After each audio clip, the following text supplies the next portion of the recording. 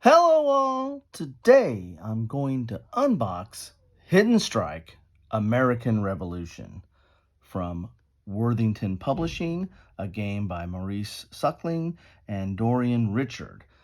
This is a little bit of a re-unboxing in that this isn't in shrink wrap, however, it is all sealed on the inside. So, continuing on my week of starting off with ancients and going through musket and pike and flintlock and bayonets, and now we're up to 1776 in my explorations this week, and unboxings and coffees with Kilroy. So I hope you have been enjoying them. We finally got to the end of the week. So this is Hidden Strike American Revolution. This is a strategic game on the American Revolution, and it is somewhat abstract. This is somewhat of a cube pusher. But one of the reasons I picked this up was, well, first off is the quality. Worthington has excellent game quality. And secondly, it's a very accessible game. It's not a very complicated game at all.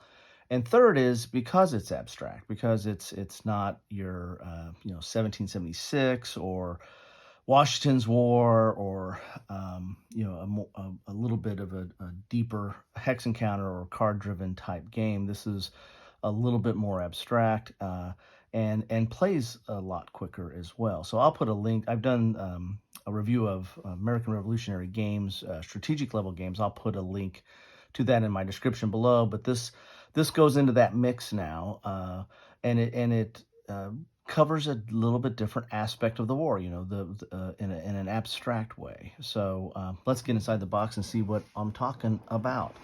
Good quality box here, nice thick box. We have the rules here, and everything's pretty tight in this box here.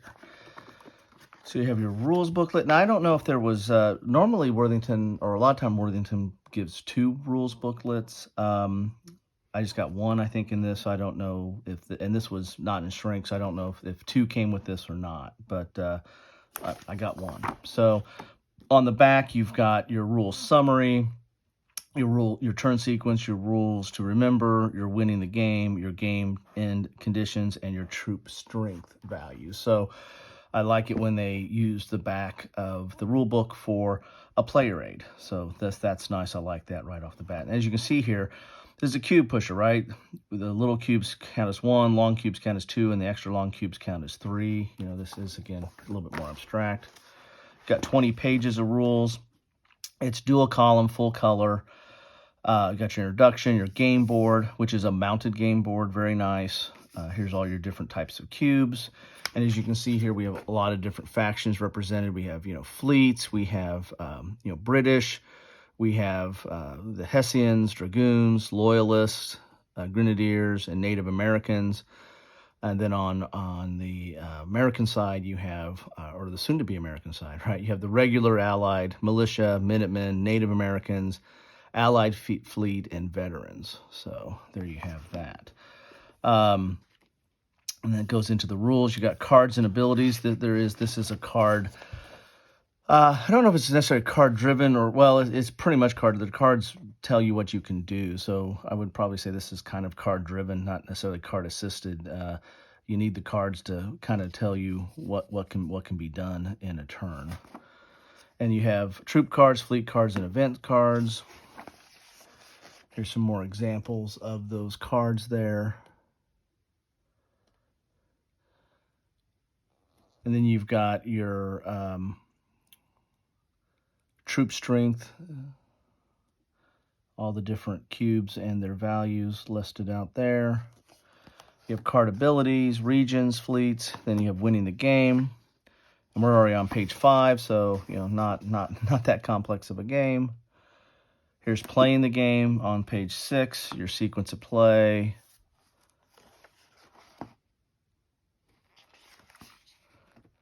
And pretty much up to, so it's really 6, 7, and 8. Half of 8 is your rules of play or sequence of plays, which is the heart of the game. You have other modes of play. So you've got trader mode. It's kind of like a co-op mode. And that's another reason why I picked this up is there's a lot of different variety of how you can play this. You can play this opposed. You can play this solitaire and or co-op. So you've got different ways to play, which is kind of cool. Here's the versus mode. And I think this is predominantly kind of a solitaire or co-op game. So that's why they didn't have maybe 2 rule books, because you're most people are probably going to play this solitaire. Got a mastermind mode here. And this tells you all the different setups and what you need to do. Then you have your card detail. So this is going to explain some of the cards. So you've got a little description of it. You've got an example. You've got a note. And you've got a designer note on some of these. So that's kind of neat. There's the British troop cards. Here's the American troop cards. Here's the regulars, Canadian department. Oh, no, that's a different card. These are all the different cards. British fleet cards. And Allied fleet cards. You got your credits. You got an example of play here. That's nice. And then you have designer notes. So there you have it. So overall, looks like it should be easy enough to get into. You have these pads a lot of times. Worthington adds these pads in here so you can like track your game. What mode did you play? Here's all the different modes: solitaire, co-op, versus, trader, mastermind. What were the players' names?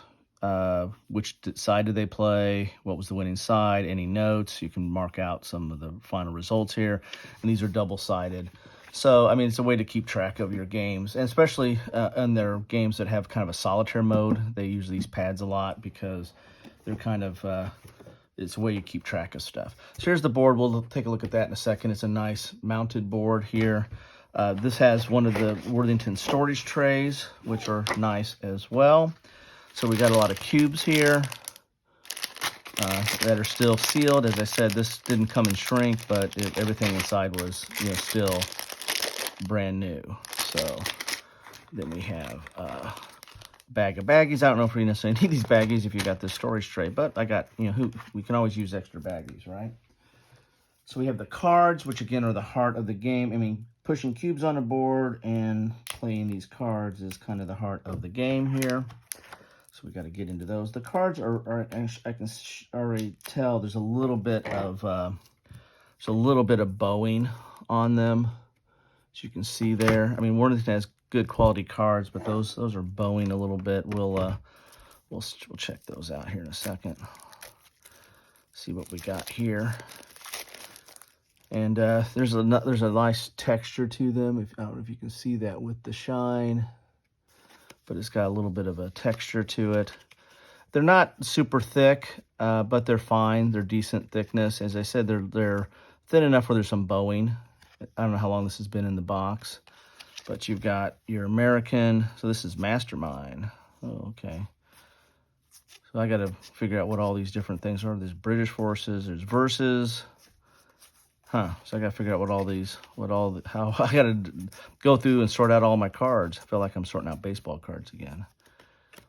Here's, so some of these characters have like trader abilities, depending on how I guess if you're playing the versus mode maybe. But so you got Sammy Adams, and then you got a trader mode. Wow, that's kind of different.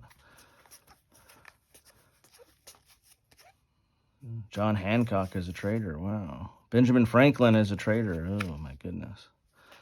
So Thomas Jefferson is a trader. So some of these cards are going to have ability. I'll bow these out a little bit at some point. But there's your cards, and kind of corresponds to a unit or the color there a little bit.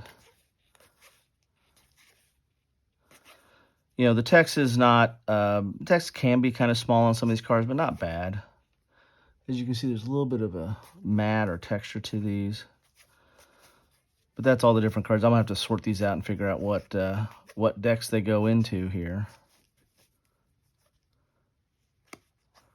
This is it's a reserve there. Okay, that's kind of cool.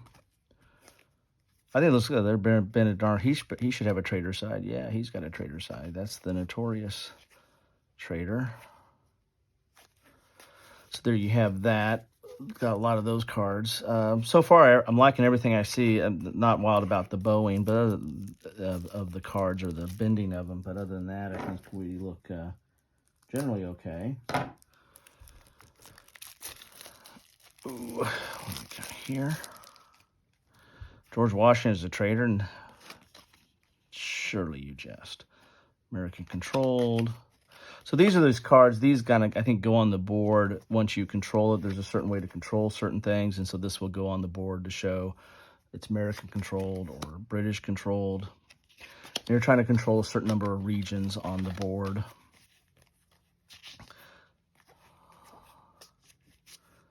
So there's a lot of these are the American cards. So I got a lot of sorting to do here. Let's look at the front of the cards here. Declaration of Independence.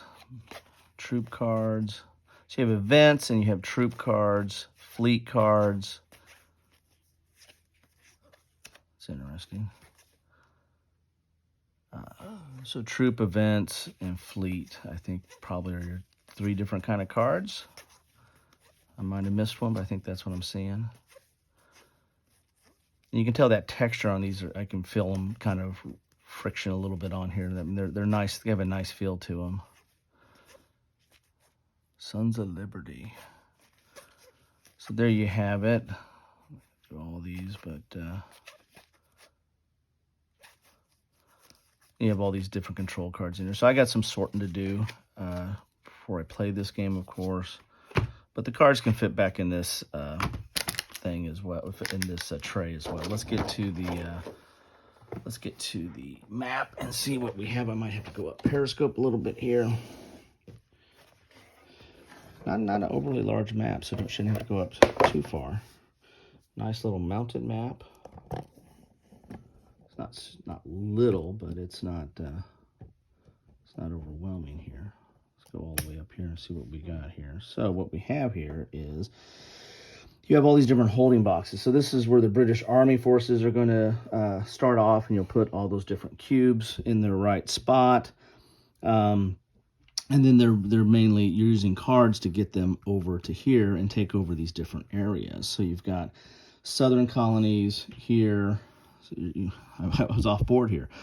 So you're going to try to move them over to here to take over these different areas. You got southern colonies, Tidewater, Mid-Atlantic, northern colonies, New England, and Canada way up north there. The Continental Army forces start off here. Again, you have a nice little place to put the cubes in the right spot. And then you're moving into these areas as well, and you're trying to take, having control. You have to have a certain number of points over your opponent to have control. And then those cards that we showed you in the deck, you put those out here once you have control there, or kind of lock that in. And each of the cubes have some different point values, 1, 2, 3, depending on depending on its size, and that's what you're going to add up for control there. So again, not an overly complex game. The combat, or at least the comparison of strength points, is relatively straightforward, other than there's some variety in the sizes. But I think once you get into the game, you're going to be able to eyeball and figure out what your point values are from there. It's the card play of getting stuff over here and this stuff, filling in these spots and taking over regions. And it's the game itself is figuring out where to reacting and where to take over, and where do you have advantages and how do you lock it down. There's some a little bit more complex rules on the fleets and how those are used, but there you have it. That is Hidden Strike, American Revolution, and what you get in a box of that. Again, nice mounted map here. And as I said, I picked this up because I liked the look of. I wanted this. I like the abstract nature of it. I wanted to see the American Revolution covered in a little bit different formats. I like different formats. That's not going to stay up there. So I like different formats, and I like to see how they play out. So there you have it. That's what I have for you today. If you've played this, love to know your thoughts on this one. This has been out for a while, so few years now, maybe. So love to know what you think about it. If you like solitaire games, don't like solitaire games. If you don't like solitaire games, maybe I don't know if the versus mode in this is enough to bring you to the table. I'll try it out, but I picked it up predominantly for the solo mode, and it didn't look like it would take too long to get into and start pushing some cubes around. So anyway, love to know your thoughts on it or anything else that's on your mind. I hope you're having a good one today, and thank you for stopping by. I really do appreciate it. Take care.